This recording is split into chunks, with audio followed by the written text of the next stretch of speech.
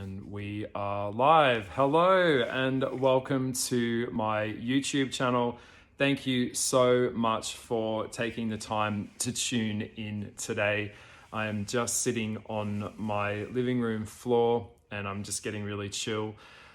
This video is kind of like a follow-up kind of video to the video that I did yesterday. So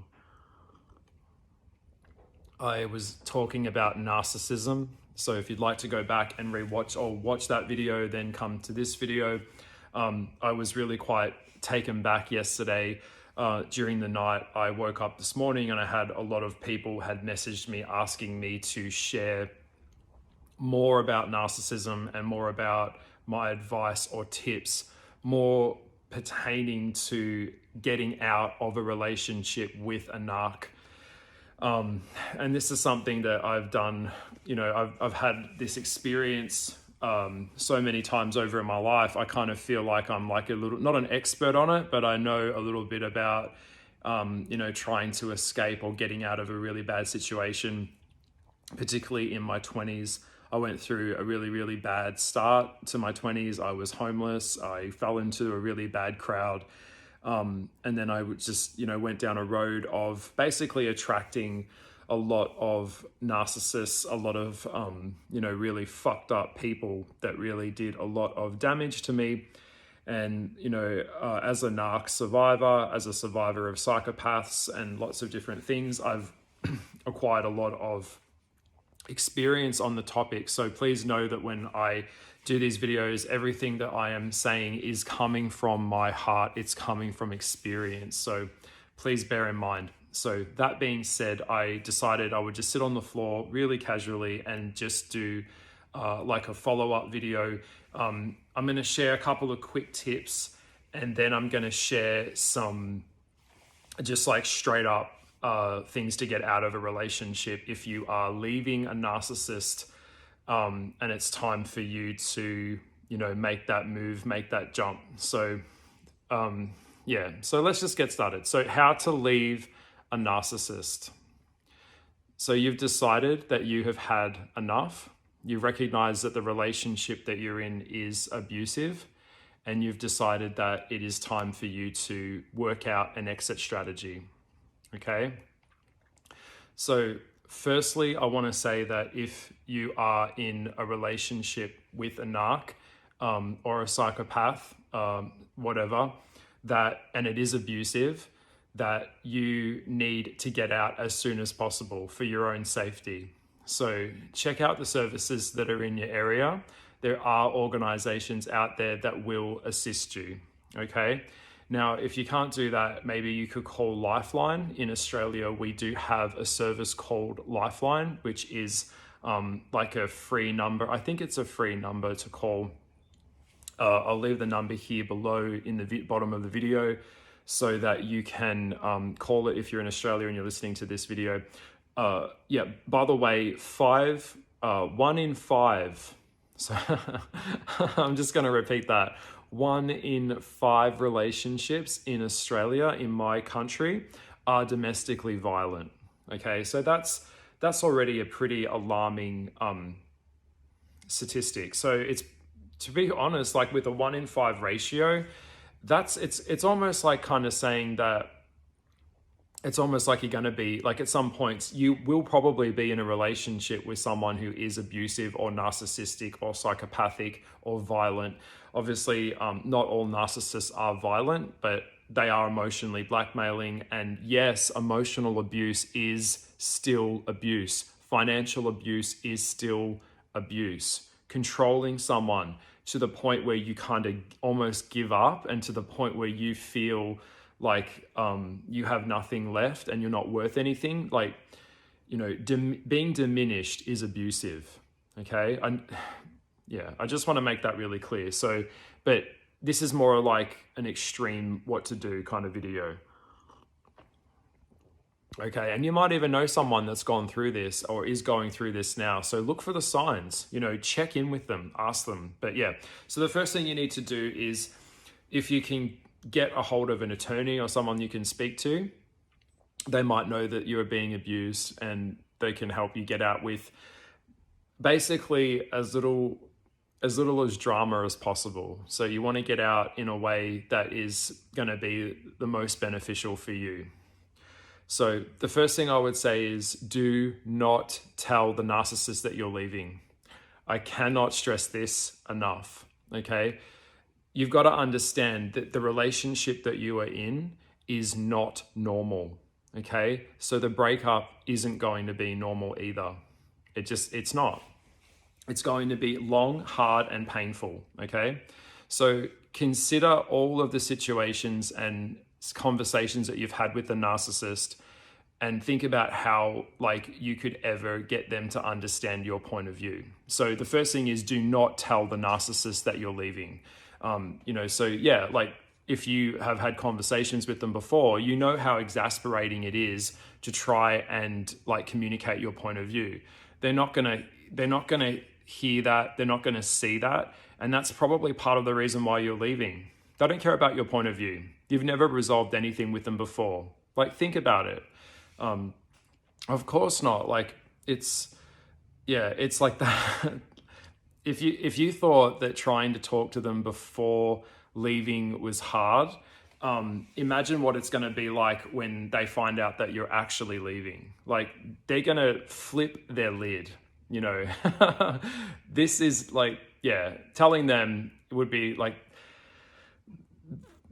you're going to see a side of them that is going to be way, way, way worse than you thought that it was when you're with them, because the mask would have fully slipped off now because they have nothing left to lose. So telling them that you're leaving would make them go into a rage. Okay. So that could actually get you killed in some circumstances. Okay.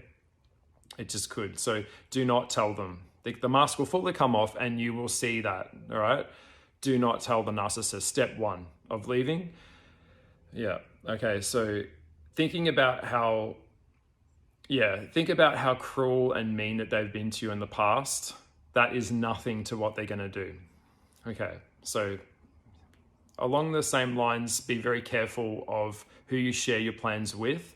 Don't let anyone who is in contact with the narcissist know what you're planning, because some people will just tell the narcissist and they'll think that they're genuinely helping the relationship by telling the narcissist that you're planning on leaving, which could actually put you in danger. So the first thing is, if you're serious, you don't tell the narcissist that you're leaving, and you don't tell anyone that's in contact with the narcissist. It's highly likely that the narcissist would have probably alienated you to the point that you don't have a support system, you don't have friends around you that can be there to help you. So they would have already kind of divided and conquered a little bit. That's already quite hard. And I would also advise, if you have mutual friends that you can't trust that are friends with the narcissist, then they will also probably at some stage are going to have to get cut, because by default, the narcissist is a narcissist. So it doesn't matter. It doesn't matter the nature of the relationship. If they are being honest within their own heart, they are going to know that narcissist is a fuckhead. They know the narcissist is evil. The narcissist is psychotic. The narcissist is a narcissist. So that's one of the things in the video that I was talking about yesterday, is that you can't be around a narcissist and not know that, unless you yourself keeping up that illusion in a way. Yeah, because that's what they do. Their whole life is an illusion. So the friendships that they have with people are only because of they've managed to pull the wool over the other person's eyes. So the other person is either a complicit in the illusion to keep it going, or the other person is also a victim of the abuse as well. Whichever case, it doesn't matter. Look, it doesn't matter. Keep your mouth shut. Stay calm and start to work out an exit strategy, okay? Because it's going to be hard. This is a hard thing to do.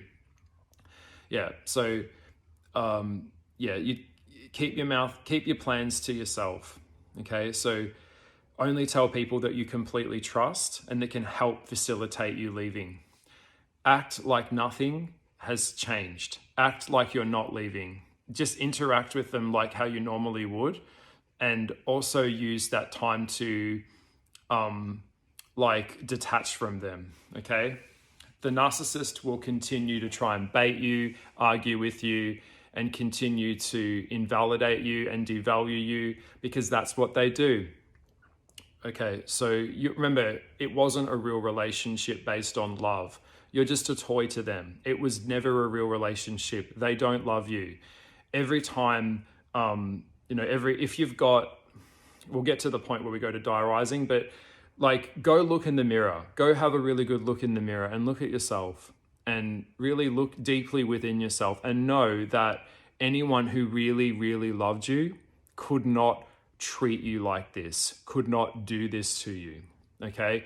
Don't try and confront the narcissist, because you're never going to get resolution with them, okay? In their mind, they think everything's fine. They're not aware of it. Narcissists aren't capable of really deep self-reflection, okay? They're not. If they were, they wouldn't be in a situation where they treat other people this badly, okay?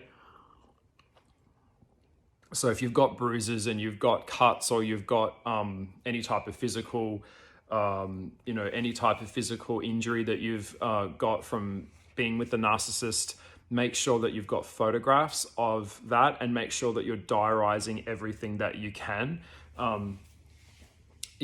And just play it normal. So be around them and don't lead anything on. Just go along with their bullshit, as you normally do every other day. Go along. You're right, honey. Only you. Yes, you're special. Yes, you're wonderful. And just keep your goal in mind and remind yourself that you are leaving. Okay.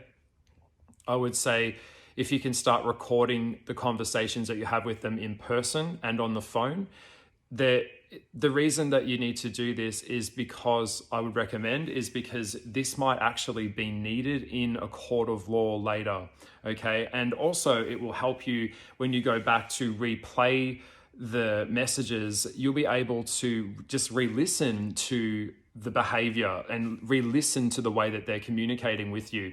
Because once you're out of the relationship with the narcissist, you are going to it's like your whole life changes, and it's like a weight that's going to get lifted off your shoulders. And if you were to kind of listen back to one of those recordings, it's only going to reinforce how bad it was and how you have done the right thing in making that change and making that jump.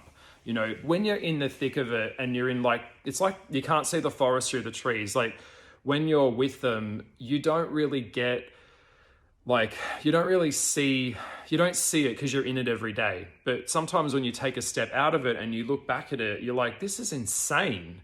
The way that this person talks to me is insane. Also with the narcissist, it's all make-believe. So they're not in tune with their emotions. They never share how they feel because they don't feel anything. They're dead inside, like a psychopath. There's nothing there. They're slightly aloof, but there's not really they don't have guilt, really. They don't really have shame. They don't see themselves as a problem, okay? And that's what I said before. It's not like a narcissist is going to, look, it's highly unlikely that a narcissist is going to go into a therapist's office and be like, hey, I need therapy. Not going to happen. Generally, what might happen is there might be a mass exodus of people in the narcissist's life, and the narcissist might want to go to a therapist so the therapist can, they'll be, from the narcissist's point of view, they'd be like, I've had a mass amount of people leave my life. How did they leave my life?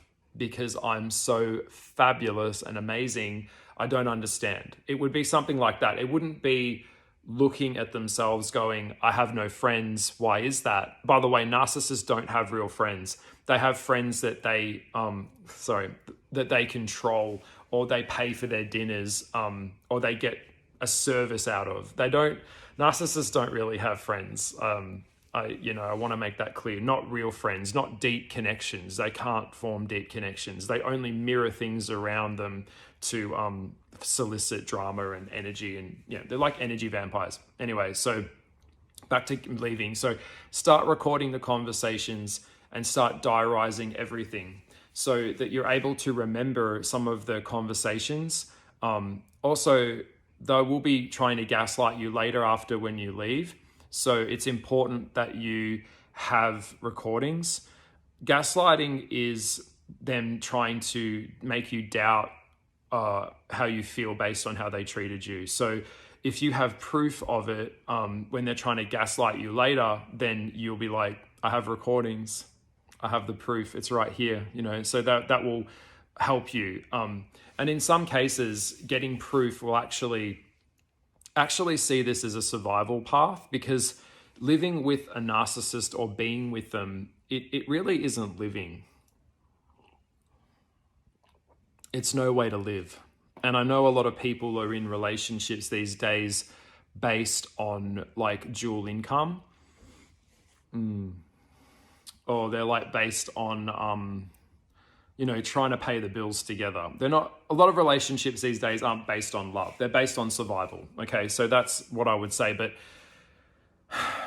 like, my biggest fear in life probably would be not living. So when you're with a narcissist, you're not really living anyway. All right. So it's hell. You're walking on eggshells every day.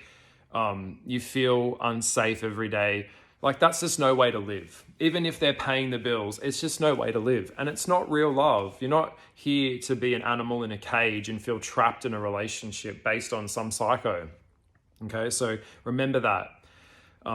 So they're going to try and make you feel crazy. They're going to try and, use whatever they can against you. So if you've got the evidence and say they're your spouse and you're getting divorced, the evidence that you have will be helpful later, and it'll be necessary in a court of law. The next bit of advice that I would give you in leaving them would also be, if you can, start stashing lots of money, or as much money as you can. Open up a new bank account and start diverting funds, just little bits of funds into that account if you can. Every little bit helps. And obviously you do not want to share that account with the narcissist. In some cases, the narcissist will control your finances.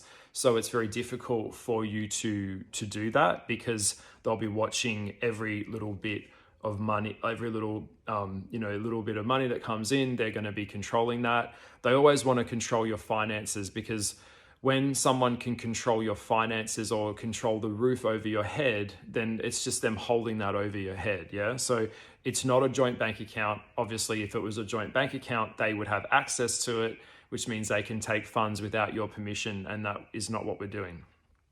Yeah. So whoever controls the purse strings in a relationship is pretty, yeah. One of the things I would say, I had a friend of mine that told me a story where she would be tasked with the purchasing of the groceries for the house every week, and the narcissist would check the receipts to make sure that every little bit of money that was coming in was going to where he wanted it to go. One of the things that she told me that she did was she would take the food back to the shop, and then she would get a refund or a partial refund. So you might buy items and then you can take the items back to the store, get a refund, and then because it's more unlikely that the narcissist would check like the cupboard and stuff, like, or the refrigerator. So just little things like that can help you start pulling in some funds, which would help adding more funds to your balance, so you're able to get out of it. So yeah, in my 20s, I had to do that. Yeah, I did. So yeah, you can give the receipt to the narcissist. They will see the receipt, but they won't see the return. But obviously this would probably only work with cash. So yeah, so, and then you'll be trying to make as many larger contributions to the balance as possible. And yeah, so don't make them a beneficiary to anything that you're doing. And I would say, if you're able to get a support system ongoing where you can find someone that you can talk to, even if it is Lifeline or some kind of phone service, even if it's a librarian or someone, just anyone, it doesn't matter who it is, just someone that you can talk to where you feel that they're able to listen to you and they're able to believe you. One of the things that I've noticed with the narc is that they, they don't let you have any friends. Like, you're not allowed to go out. You can't do anything. Everything you do is controlled and micromanaged. But you've got to try and find a support system any way you can. And in some different communities, you might have people that you can talk to and they'll be able to understand the situation. Like I said in my video yesterday, you need people that have really been through this. So sometimes some people out there, and God love them. And I come across them a lot today on this channel, and it makes me smile because it's just so ridiculous. But I meet people that watch my videos or hear me talk about stuff and they're like, oh, that doesn't happen. That's not real. No, like you're just looking at it the wrong way. And it makes me laugh so it makes me laugh so hard because, and God bless them, but clearly they've got no idea about reality, okay? They've got no idea about life. Like this is life. What I'm talking about right now is the real stuff. Most people out there aren't evil. Most people out there are either stupid or they have no sense of understanding of reality.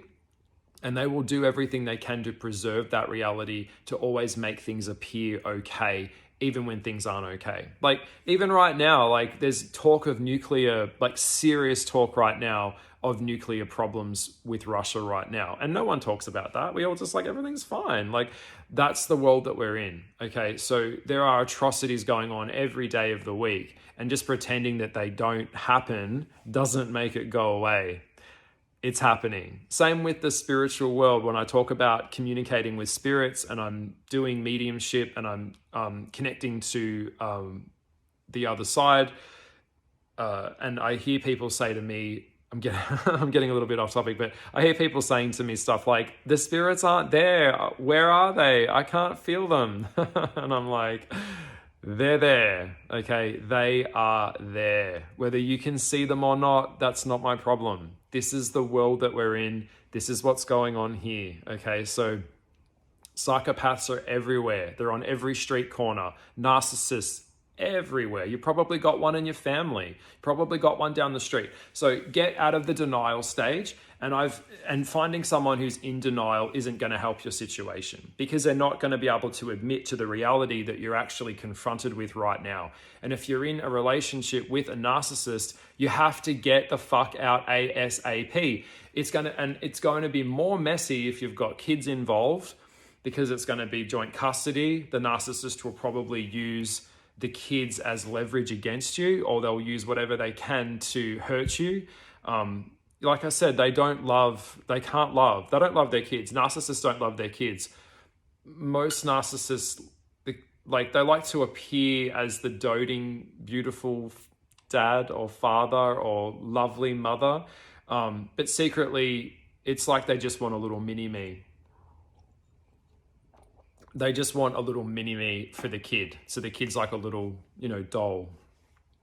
And that's where if you've got narcissistic parents, then just quickly off the topic of leaving narcissists, then you probably had to suppress all your own emotions, because you would have recognized that living with a narcissistic parent isn't safe. So you have to kind of agree with everything that they say so that you can maintain safety, which really stunts your growth as a person, because you're not actually able to develop your own personality, because you've had to tailor that personality for your parent for survival, because as a kid, your whole life is dependent on the parent, even if the parent is a fucking psycho. And then of course, parents tend to use a lot of,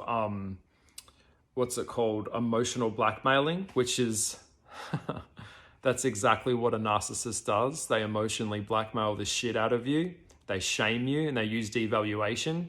With kids and the narcissist, every time the kid ever speaks up or says something against the parent narcissist, it would be like, look at all the sacrifices I make for you. Look at all the things that I do for you. So they'll pull their affection away to punish you or punish the kid, which is yet again another form of control. Yeah, so it's all control mechanisms. All right, so all right, now back to leaving. All right, so if you can, I would say start getting your personal belongings out of the house. Okay, so cherish things that you really love, like picture frames or rare things that you can't get back. I've even heard situations where a friend of mine left a narcissist, and the narcissist, went through their stuff and destroyed all of their things. And one of the things that they destroyed was actually their father's ashes. So don't be fooled. Don't think that they're not going to go that far, because once you've already initiated that you're leaving the relationship, they're going to have nothing left to lose because you're already leaving. So they can get particularly nasty. And yes, they will use anything that they can against you. Also, they'll start a smear campaign where they'll start telling people that you're the villain and they're the victim. Get ready for it. The best thing you could probably do, if you have the financial ability to do so, would be to settle your debts with them, and then if you can, move. And I mean move away far. Obviously, you're not going to be sharing the address of where you're moving to, and you would make sure that wherever you're moving to, it has like a place that is more kind of permanent or long term. Or even if you're couch surfing, you could stay there for a little while and then move into something that's more permanent, because leaving a narc, you feel completely like lost and disorientated. There's going to be so many, you're going to be pretty fucked up because your whole life has really been about them, and now you've got to kind of rebuild yourself and recreate yourself again, and learn who you are again, and then learn how all of this happened again. So you're going to need therapy post narcissist escape. And don't think that you won't. You will. Okay. Remember, a lot of people don't actually survive. They don't survive narcissistic abuse. They do not. Okay. So I would get anything out of the house, like photos, letters, anything that's really important to you, because once you leave, you're probably not going to be able to go back. Now, I really want to stress that. So yeah, they'll feel justified to destroy anything that matters the most to you. Okay, and they won't return anything that you shared with them either. A narcissist also will probably put tracking on your phone, or they'll probably behind your back try and download some kind of spyware that they'll be able to put on your computer or your laptop or tablet, whatever. So it is tricky if you share like an iCloud with them, because they're going to be watching that, as they always are. So I would say at this point in leaving a narcissist, you probably will need to get what we call a burn phone, or a phone that is like a prepaid SIM card or something that's really easy that you can get, which is kind of just a temporary phone number that you can get turned on, or even get a friend to set up that prepaid phone for you so the credit's already on the phone so you can make calls and texts. Now, it's really important that if you get that phone, that you make sure that it's always charged and ready to go. There's always credit on the phone in case there's an emergency situation. And it's very important that the narcissist doesn't find the phone. If they find the phone, it's not going to be good for you. Okay, it's probably going to burn your whole plan, and then you're going to be even in a worse situation than you were before. So as you know, narcissists are highly controlling. So I even had a friend that had a tracking device placed on her car. So when she was driving her car, the narcissist could see where she was all the time. So yeah.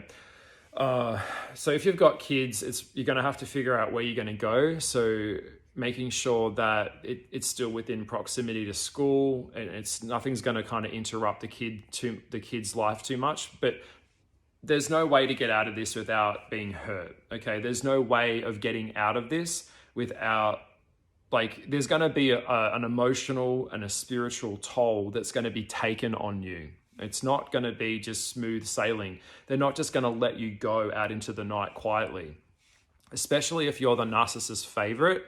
When I say favorite, remember, narcissists are pathological liars. Okay, so you would never, they're not capable of loyalty. The only loyalty that they have is to themselves. Okay, they never cared about you and they never wanted you. You were just a toy or a doll that they used. All right, remember that. Remember that. Okay, look into my eyes. Please remember that they never loved you. It wasn't real. Like I said in my last video, they only mirror back to you and copy the projection of what they think you want them to be. Okay, but it's not who they are. They don't know who the fuck they are. Okay, they don't. That's why I would say you have to at some point recognize, like I said earlier in this video, that you're going to have to let the friends go. Like whatever mutual friends that you have, you'll find when the breakup happens and it goes to its end of its conclusion and you've escaped the relationship and you've escaped getting out of the living situation that you had with them, you'll find that friends will either flip sides. So they'll either be on the narcissist side and listen to the narcissist bullshit, or they're probably going to turn on you. Be prepared for that, okay? And that's why I would say when you do it, I mean, you have to be prepared to cut ties with them too. You know, there's no way out of that, because they'll use them to spy on you, or they'll use them to gaslight you or manipulate you. Yeah, and by the way, it's very common that narcissists actually end up sleeping with or are having sexual affairs with your friends as well. So, you know, don't be surprised if you find out later down the track that the narcissist goes after your new partner or has gone after your ex-partners. Very, very common, very, very common with the narcissist as well. So, yeah. Make sure that you get everything in order before you make the jump, obviously. So if it's a house or an apartment, you know, you have to kind of do it on the down low. So, or if you've got the luxury or not luxury, but if you have a friend that can help you do that, then you're pretty lucky. Usually the narcissist will use financial control. So they've put you in a lot of debt to them. In some cases, you might be able to have a friend or a family member that can just settle your debts and help you facilitate the move. Because once the financial ties and the legal ties are severed, then it's really kind of like there's nothing here that they can use against you further. But if you've had kids with a narcissist, then, I mean, you are in for one hell of a fight. And it will go on for quite a while. Yeah. And try not to let the narcissist know where you are for your own safety and your own well-being, because the narcissist will also probably go after the people that you are living with. So if you have new people that you're staying with, the narcissist might target them. The narcissist might go to their workplace. You could actually be putting other people in danger. So always remember, no matter what you're doing, don't just think about your safety, think about the safety of other people around you as well.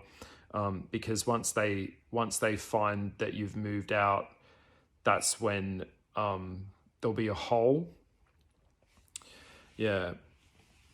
Best case scenario, I would say, is probably the narcissist has already got a new supply point and they've already started grooming that new supply point. And then that way you're no longer kind of their favorite. So when you start to make that exit strategy to get out of the situation, that they're not going to be so, like, they're not going to notice it as much if they're distracted.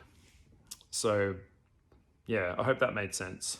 I hope that this video is helping you. I'm just trying to think of all the things that I could tell you to help facilitate getting out of the relationship and getting out of the house, because that's what a woman, I'm not gonna say your name, that a woman asked me last night, can I give any advice? That's why I'm doing this video today.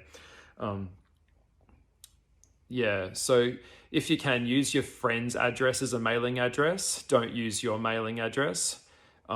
make sure you set up a new email address. And if you can see an attorney before you leave, then that's really helpful too, because then you'll at least legally know where you stand legally in a court of law before you make that jump.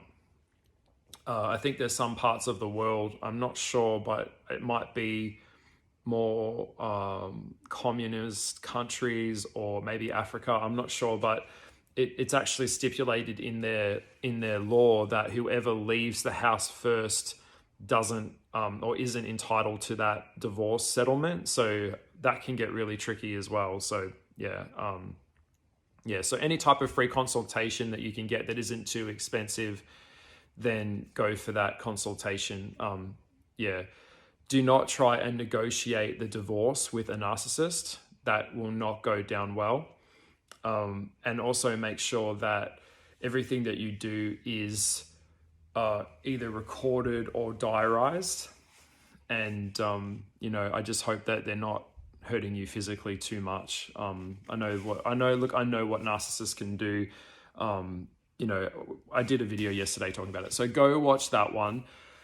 There's some tricks and some tips on getting out of the relationship with a narcissist. I hope that you found them insightful. One thing I would give you a couple more things, and I'll get out of this video. Another one that I would say is what I would do with them is silence is very powerful. Okay, so when you have a narc and they're lying, because they are liars, everything they say is either exaggerated or embellished or it's all made up. What you do, I'll give you an example. So say they said that they went down the pub last night for dinner with James. And then you went down the street and you bumped into James. So you know very well that they didn't have dinner with James. And then the next day you ask them, hey, how was dinner with James? And pay attention to how they talk. So they might say something like, yeah, dinner with James was good. And we had this and we ate this and we did this and so on. Just be silent. Okay, just keep it really silent. That's one of the tips that I would give you, is create some space in between you and the lie that the narcissist is telling you. What you'll find is, in some cases, the narcissist will either think that you're really stupid and that you'll just believe the first thing that they tell you, or you kind of are like, oh, that's cool. Yeah, cool. How was the beer? How was the pub? Yeah, cool. How's James? And then the narcissist will start to almost go into like panic mode a little bit because they feel like their cover's being blown, their lies being caught.